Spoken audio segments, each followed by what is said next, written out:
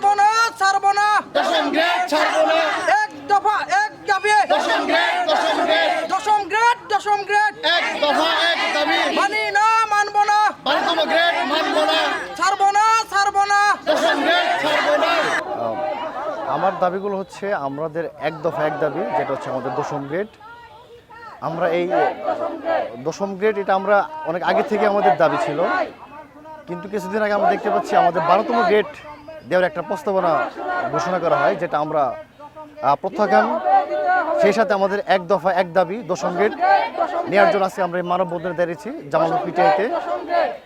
আমার সাথে আছেন আমার এই জামালপুর জেলার সম্মানিত সহকর্মীবৃন্দ।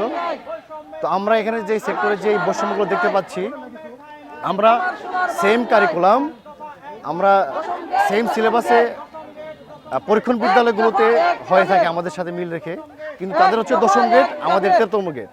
তাছাড়া অন্য অন্য মন্ত্রণালয় বা অন্যান্য সেক্টর আমরা দেখতে পাচ্ছি যারা এসএসসি পাস দিয়ে দশম গ্রেডে উন্নীত হয়ে যাচ্ছে, কিন্তু আমরা স্নাতক সমমান ডিগ্রি নিয়ে এসে আমরা এই সেক্টরে এসে আমরা 13তম গ্রেডে বেতন পেতে হচ্ছে, যার কারণে তরুণরা এই সেক্টরে এসে আগ্রহ হারিয়ে ফেলে।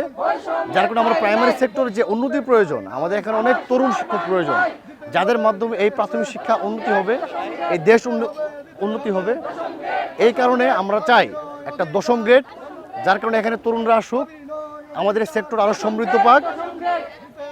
যার জন্য আমরা আজকে এই মানববন্ধন, শুধু আমাদের এখানে, আমরা পুরো সারা বাংলাদেশেই এই মানববন্ধনে দাঁড়িয়েছি।